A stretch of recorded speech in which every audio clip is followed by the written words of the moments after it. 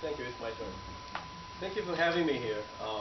Today, my goal is to, well, it's a plan to answer two questions. First question: what's wrong with the prediction? Lots of surprise, right? What's wrong with the prediction? What's wrong with the pre-election poll? And second question I like to analyze here is why voters vote against KMT. What's the factors drive voters' decision? Well, I'm going to skip this part because Chris has made a very clear explanation. But the key from the nature of the nature of the 2014 election is what? Is KMT, the KMT brand is damaged. And DPP take advantage on this. What's the expectation before the election? Before the election. Well, KMT will not be happy. Before election, they knew it. They understand. Ma's popularity has been battling along for quite some time. I'll show you the public opinion survey. Some of you may know, familiar with Taiwan politics, you know Ma Ying-jeou's, President Ma's popularity was 9.7, 9.2 at the point. That's amazing. That's very impressive. And while sunflower movement and the food oil scandal in Taiwan really bring an impression, negative impression of the incumbent party, incumbent KMT party. They are not responding to what the society needs. So before the election, KMT's goal is quite clear. We like to keep at least Taipei, new Taipei City, and Taichung. They don't even worry about Taoyuan because they believe Taoyuan is definitely KMT. They don't even worry about Taoyuan. That's before the election. But after certain months, they realize, according to pre-election survey, they realize, well, probably we should change our mind. We should change our prediction. The goal before election, according to pre-election poll, KMT's prediction was 2 to 3 seats in the 6 major special municipal elections. New Taipei, that's possible. Very likely they will keep New Taipei and Taoyuan and probably Taichung. What's the goal for DPP? Well, they ride on the wave, as Chris just mentioned. They ride on the wave that everyone against KMT, everyone dislike what they have, what they got from KMT, the incumbent party. The DPP goal, well, definitely, they like to see if they can get 3 to 4 seats in the 6 major cities: Taipei, Tainan, Kaohsiung, plus Taichung. This is a pre-election survey.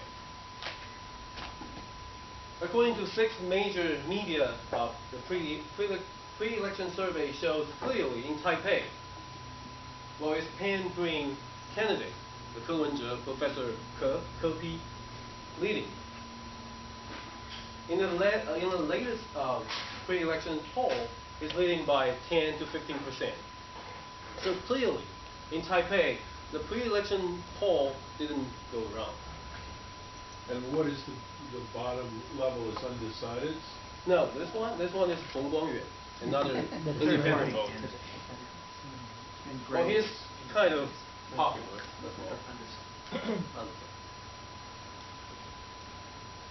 The gray line, the gray area is undecided, but the green part is Feng Guangyuan. No, yeah, I was asking about the gray area. That's undecided. So undecided. We will talk about the undecided later. Here we see you can see the new Taipei CD, the pre-election poll. Well, in this pre-election poll, basically all media project or all the university survey centers indicate that Zhu Liyun, Eric Chu will definitely win, and probably win a margin, a big margin. But what happened, as we know, he won 2%, only 2%. What happened in Taoyuan? Before the election, the pre-election poll shows the KMT candidate is very, well, it should be an easy or comfortable election. Even in the latest poll, pre-election poll, he led by 10%, about 10%. If anyone told you, well, Taoyuan will, the DPP candidate will win Taoyuan before the elections, it's either a lie or just kidding. So it's very surprised. It's quite surprising in Taoyuan. This is Taichung.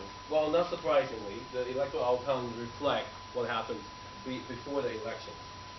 Even though some scholars or some polling companies say that Hu Zhiqiang, the KMT candidate, get a chance.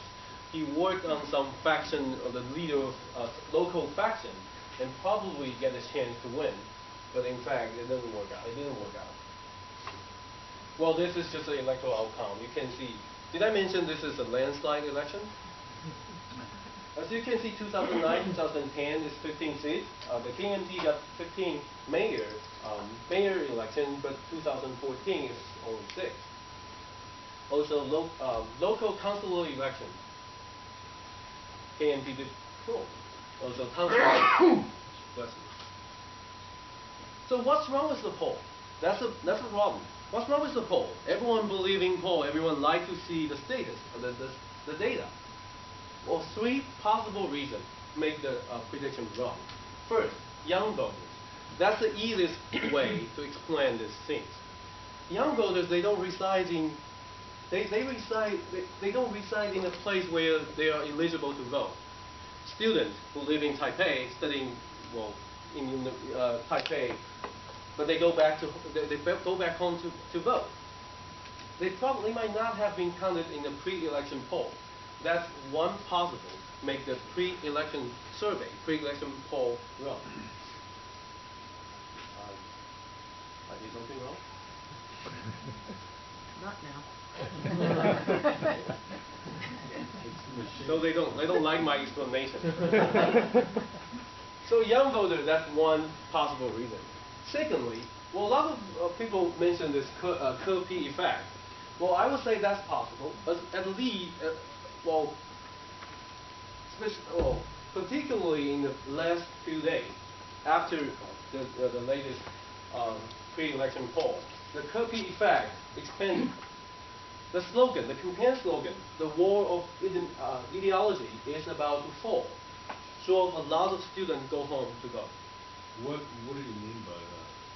Well, no partisan, no party competition, no dispute between 2 parties, no party, no blue, no green. Vote for what you believe.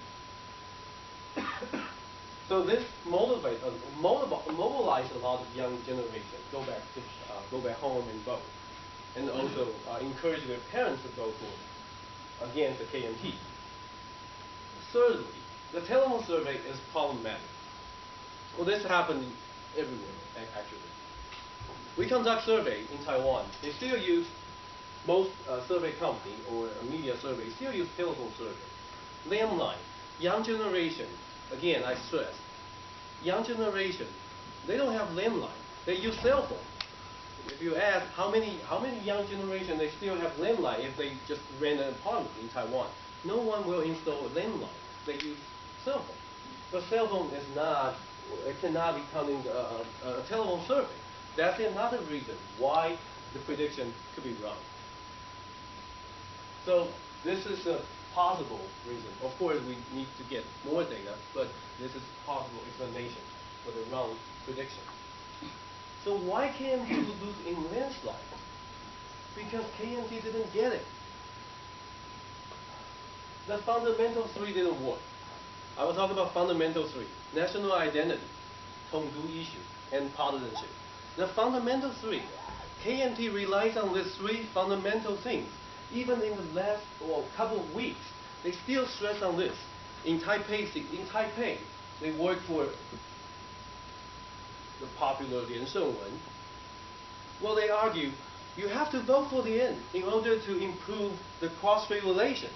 They still believe in this fundamental 3. The fundamental 3 factors didn't work out. Why? I'll talk about this later. The leader image is important. Performance is important. More importantly, what's the balance issue? What's the most important issues for this election? They never get it. The KMT didn't get it. This is the President Ma's approval, as I mentioned earlier. I received this poll, this survey this morning, 3 a.m. My friends, my media friend emailed me, so I decided to edit this. 9.7. Right after the election, November 29th, November 30th, they conduct this survey. 9.7. Popularity. More importantly, if you ask 10 blue supporters, it's the lowest in his term. 21%, 21.2. 10 blue supporters actually satisfied, approved President Ma's performance. That's terrible. The leader image and leader performance is terrible. And that's the key. That's one of the key reasons why KMT was in landslide. What else? As I mentioned, fundamental three, the old-fashioned factors, which is, those are KMT politicians firmly believe the fundamental three: national identity, Dondu issue, partisanship. They believe if we can control the three, if we can utilize the three factors, people will vote for us. No, apparently not. Why? National identity. If you go to Taiwan, ask, do you consider yourself as a Taiwanese or Chinese? See what happens. In the past, the green line is Taiwanese. How many people believe or recognize or consider themselves as Taiwanese? 60%. How many people consider themselves both Taiwanese and Chinese? 32.7. If we add it up, it's 93. 92.7 percent of Taiwanese voters consider themselves as Taiwanese, both Taiwanese or Chinese. What does that mean to the party? What should they consider? What should they worry about? This is not, well, there's not like what happened in the past. Most people view themselves as Taiwanese. We have very firm national identity, very consistent national identity. Only one national identity, not like before. We cannot play national identity card anymore. How about Dondu issues? KMT argued, well, if you vote for me, vote for KMT, we can better handle, we are the party who can better handle cross-strait relations. But guess what? People don't care. People care about cross-strait relations, but people view this issue different, at least different from what we observed in the past. If we look at different categories, people answer, they like to see maintain status quo forever. Maintain status quo, wait for decision later. Maintain status quo and lean to independence or lean to unification. If we added those up, the big component of this is maintain status quo. How large percentage does Taiwanese voters like to see or like to have a maintain status quo? Over 85% Taiwanese people like to see maintain status quo. What does that mean to DPP or KMT? No Dondu issues. No, don't play Dondu issue again, because now Taiwanese voters view Dondu issue different from the past. No Dondu issue card. Also, lots of KMT politicians still believe we didn't mobilize our root, our base, our supporters well, so we lose. No. Only 23% partisan parties identifier. That includes strong partisanship and weak partisanship.